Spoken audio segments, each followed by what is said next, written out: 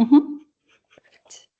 Okay, so thank you everyone for joining us today for I think this is the fourth or fifth online GEPIC seminar of the season.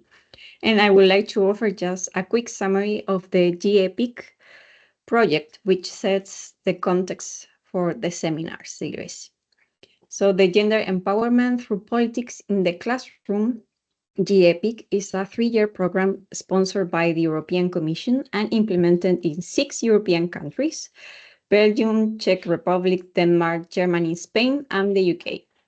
And the objective of the project is to explore effective teaching strategies in secondary schools that encourage second-year students' confidence in voicing their opinions and participating in civic activities.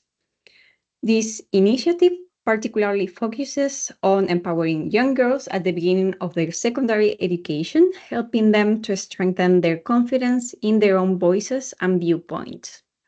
And now I'm very happy to introduce our guest speaker, mainly because she's Chilean, as I am. So please welcome Dr. Camila Jara Ibarra. She is a sociologist with a PhD from Leiden University, Netherlands. She serves as an associate researcher at the Center for Comparative Education Policy at Universidad Diego Portales and teaches on the Leiden UDP doctorate in higher education. Her research explores citizenship education, socialization processes, and political literacy within schools, focusing also on educational leadership and gender perspectives in education. Dr. Jara Ibarra has led critical research projects, notably as principal investigator for studies on political socialization and citizenship education in Chile, addressing key issues such as gender biases and the impact of school leadership. Her public engagement includes co-authoring resources like the Manual School Leadership for Democratic Citizenship, which supports educational leadership in Chile and Brazil. So thank you very much, Dr. Camila Jara, to share your insights and experience with us today. No, thanks to you, Natalia. Thanks for this invitation. I'm here with Macarena Sanchez. She's my colleague, my friend, and she's today here because we are going to be presenting the results of this research line, this several projects that we have been working together. So at the end of this presentation, Macarena will be talking to you a couple of slides of the most recent analysis that we are conducting now. And thank you very much to everyone connected. Natalia, thank you for the invitation. Professor Hoskins as well. We are very fun. We really admire her work. We have read a lot of her articles, so she's a reference to us. And I'm going to share a presentation. Now you can see it now. And because I talked to Natalia, so I took the liberty. I'm taking advantage of this seminar because originally we want to share with you the results, the main findings of a research project that we were working on between 2018 and 2021, and focus on citizenship beliefs on teachers. But now we are a new project, a more recent project, and we are very excited because we have very interesting data, and which is focused on the subject of political participation and citizenship education and gender. So I would like to use some minutes to talk to you about these findings. Then the title of this presentation is broad, is focused on examining political dispositions and citizenship education in Chile, both teachers and students, and we have some evidence and some challenges coming from this evidence. So first of all, I would like, as I said, I would like to talk about this research project that we conducted between 2018 and 2021. It was called Political Socialization and Citizenship Education.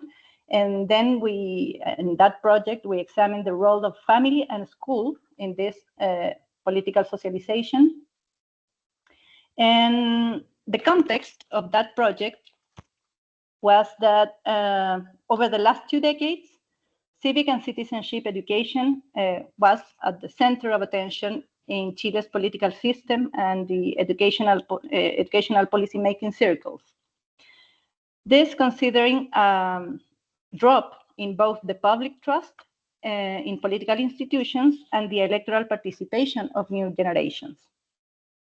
Recently, here in Chile, the Chilean legislation established the obligation for schools to formulate a citizenship education plan to promote and educate students in democratic values and formal political participation. The implementation of this reform was in 2020, in 2020, and took place at the same time that the social outbreak, the estallido social that we have here in October in 2019. It was a social political crisis that led to a constitutional process. So in this context, citizenship education in school was in this tension between education on formal political institutions and, on the other hand, youth participation in non-conventional forms of political action. So we have this context, very polarized context. So our work analyzed teachers' beliefs about democracy, considering the high degree of teachers' autonomy in this field. Their beliefs, the teachers' beliefs, impact on how they recontextualize the curriculum and they approach teaching. So we had this data collected during 2019. We conducted this survey, the school citizenship panel, involving 70 schools across 3 regions in the country. Our sample consisted of 1,600 students and 100 teachers, 100 teachers. So the main objective of this analysis was to classify teachers' beliefs about citizenship and examine the relationship with different forms of political participation.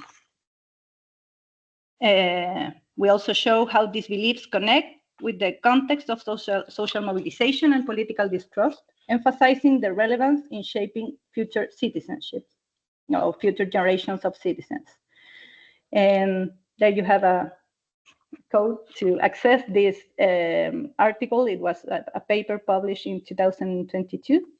And sorry, the QR is in the slide too, but we can see that you don't have it like in a presentation mode. Maybe because you have double screen, we can see the one that is not expanded. Let me see.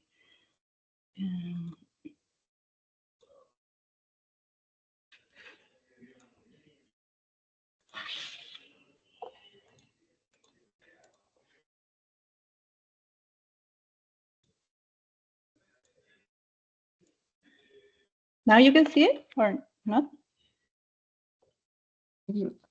I can see just like when you are not, it's not in view presentation view. It's like when you are still editing the. Yeah, but I don't know why, because I'm sharing the like this presentation. Yeah, I can see that you press the button. But... Pues, ¿ya? Pantalla completa y después pon como sin cerrarla, pon como control tab. Y después busca la presentación. Y después pones esta, como compartir. Bien. Ahora anda al de Teams.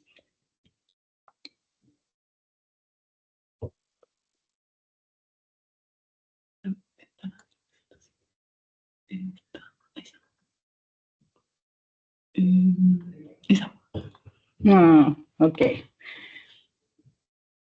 Normally, I don't use Teams. Sorry. I see. Yes. Now you can see it, no? Okay, so for this research, we read and take on consideration the literature on citizenship education. We define some types of citizenship, and based on this, the study reorganizes these typologies into three broad categories, and you can see the table there, that we have a range of citizenship types that goes from individually responsible citizenship, which is focused on personal actions such as obeying the law, paying taxes, and voluntary work. Then we have collective participation citizenship, defined by engagement in collective actions, such as active membership in social organizations. And a third type of citizenship that is more focused on social movement, participation, critical citizenship, etc. And it's characterized by questioning the political system and defending participation or promoting participation in social movements, often linked to non-institutional or elite challenging forms of participation. So we define these three types of citizenship according to the literature, and we based our question in our questionnaire based mainly in the ICSS typology, was the key source for our questionnaire, but all dimensions in these tables inform our analysis and our findings. No.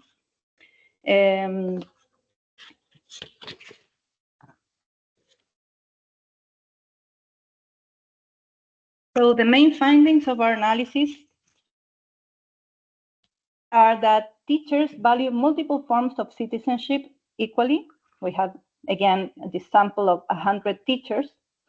And the data indicate that the teacher sample tended to assess a wide and diverse range of citizen behaviors as important, which suggests that the different areas of citizenship are highly relevant for Chilean teachers, making it difficult to distinguish a clear hierarchy. This tendency to consider multiple forms of citizenship at the same level of importance and without much distinction could be narrowly, or we interpret it as an indicative of shortcomings in the formation and training, both initial and continuing, for these teachers on civic issues and concepts around related to democratic theory. Thus, teachers' limited or somewhat biased preparation in this area may be affecting their abilities to prioritize among these constitutive dimensions of citizenship. Additionally, national studies focus on a school has described a great diversity and heterogeneity in what schools defines and teach about citizenship education, and this first finding could be explaining that, the base of that. In second place, we found two main dimensions of citizenship beliefs. We conducted exploratory factor analysis, and as we can see in this table, and I already presented, normally the literature tends to distinguish between three types of citizenship, but in our initial hypothesis was that we will find a factorial solution with three factors, as the literature or previous studies have found it. However, teachers' beliefs about citizenship align in our sample with two primary dimensions. One is duty-based citizenship. This is minimalist, institutional, norm-abiding, and activist-based citizenship, more focused on justice-oriented, critically or socially engaged citizenship. In these models we analyze, So it was not possible to identify this three-factor structure, as several previous analyses did. And especially compared to European and North American studies, we identified these two dimensions. These results for us marks a distinction with studies in the area of citizenship education in both, as I said, European and North American context. And that, for us, our interpretation is that these two type of citizenship are reflecting a socio-political context of Chile, where activism tends to have a slightly stronger presence in teachers' beliefs. We found that this activism type of citizenship have had greater importance than duty-based citizenship in our sample of teachers. Then a third finding, because we asked whether there will be a relationship, if any, between teacher beliefs about citizenship and their justification of legal and illegal protest actions. And what we found was that citizenship beliefs includes these two types of citizenship: the attribution of legitimacy to a range of protest actions, including the illegal ones. So we observed that teachers' beliefs and the kind of protest they justify was consistent.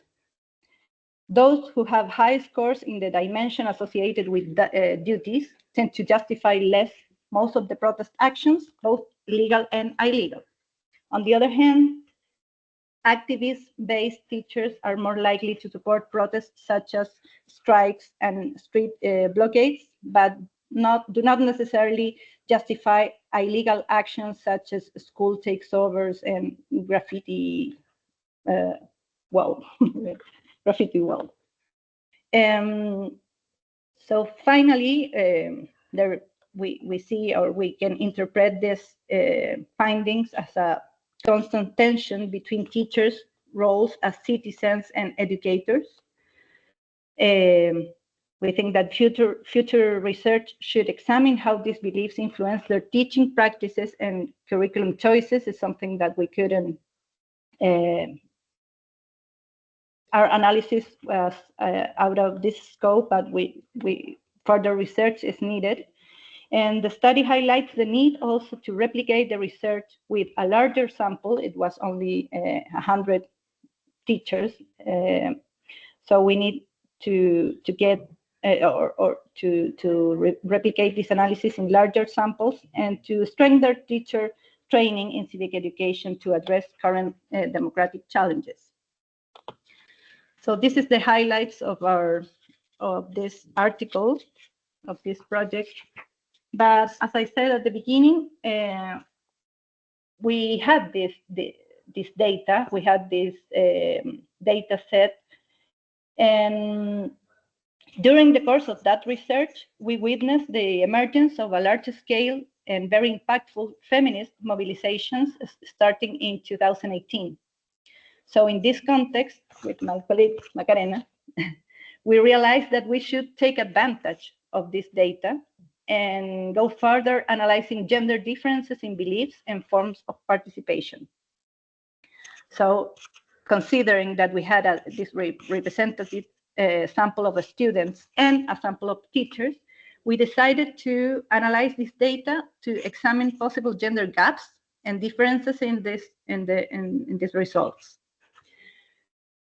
So this analysis led to a publication. This is a different article published in 2021. And what we found there essentially is that women, students, female students, declare a very high interest in political and social issues, such as social inequality, environment, and gender equality, standing above their male peers or male students. Then, from this sample of teachers, we found out that one of 4 teachers points out that female students are more interested in participating and learning about citizenship at school. And although young women declare themselves very interested in these issues, when we ask them directly about their self-confidence to participate in politics, a greater proportion of men, of students, male students, declare that they agree with the phrase, "I know more about politics than most of my colleagues," no? More than female students.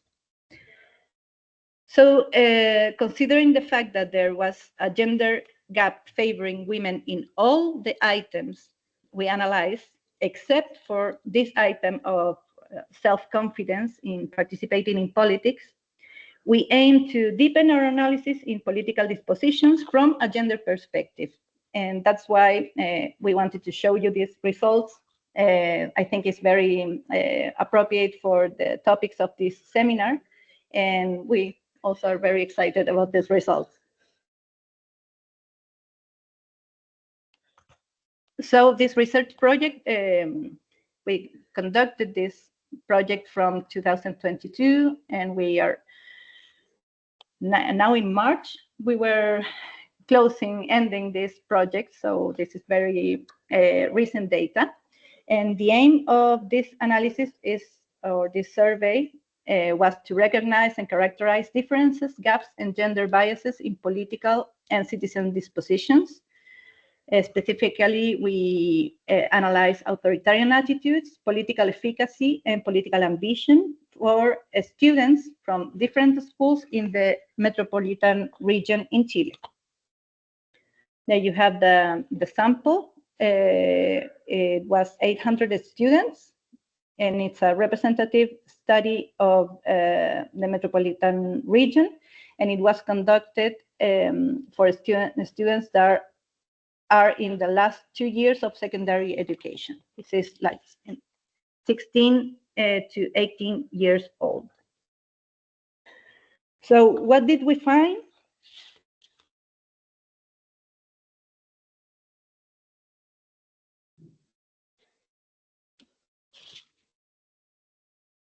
First, we want to start the survey by asking students which topics or issues they consider to be political.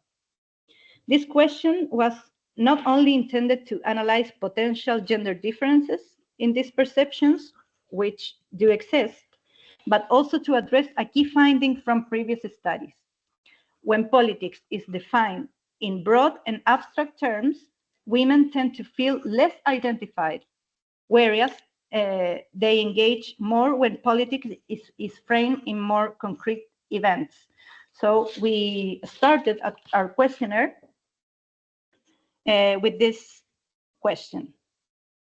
We began the questionnaire with this open question about what constitutes politics for students.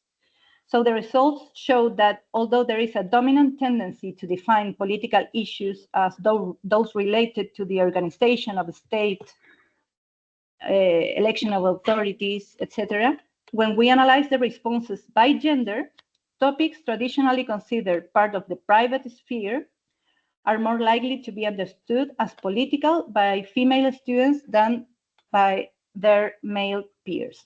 Then we have here like social inequalities that in those items we found a significant difference in favor of female students, and we have this domestic and gender-based violence and unpaid domestic work, which are normally defined or could be normally defined as private issues or private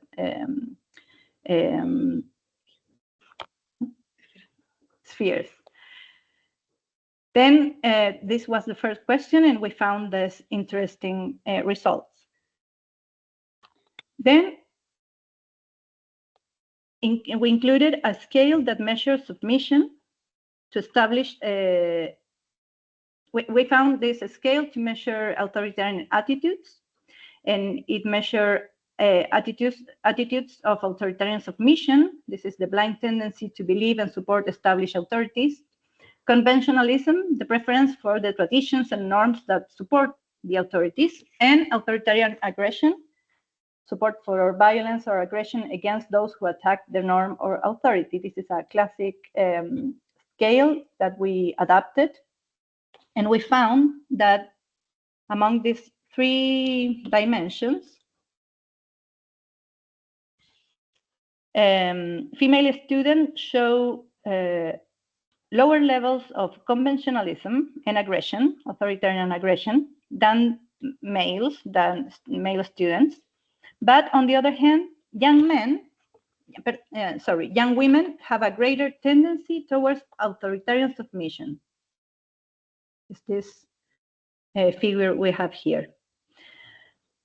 So, female students are less have this trend to be less conventional and to be less or to present less authoritarian aggression, but they are showing lower levels of submission. No, male students are performing better in that dimension.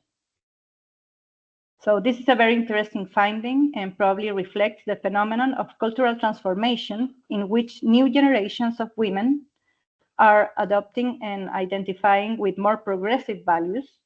But on the other hand, cultural traits are strongly rooted in gender bias or gender stereotypes, such as submission to power. We have a couple of minutes. We are finishing. We also found a similar trend when measuring tolerance, understood as this attitude towards the inclusion of oppressed and disadvantaged groups. We also found here a favorable difference for girls in 3 of 4 items that we included in this scale. Something interesting also we found related to political ambition. We measured political ambition in the school context and also in the local and national context. And we can see here that there's also a difference favorable to female students when we ask them if you were given the opportunity, how likely is that you participate as a candidate for the course directive or you are a candidate for the student center. So this is favorable to female students. And then when we ask them about the future, if they were interested in having a career in politics, the majority of students said that they never pursue a career in politics. But among these 6% that would be interested, this box, we see that the female students indicate that they will be interested in a higher proportion than male students. And to finish with this presentation, Macarena will be telling us about the political efficacy result.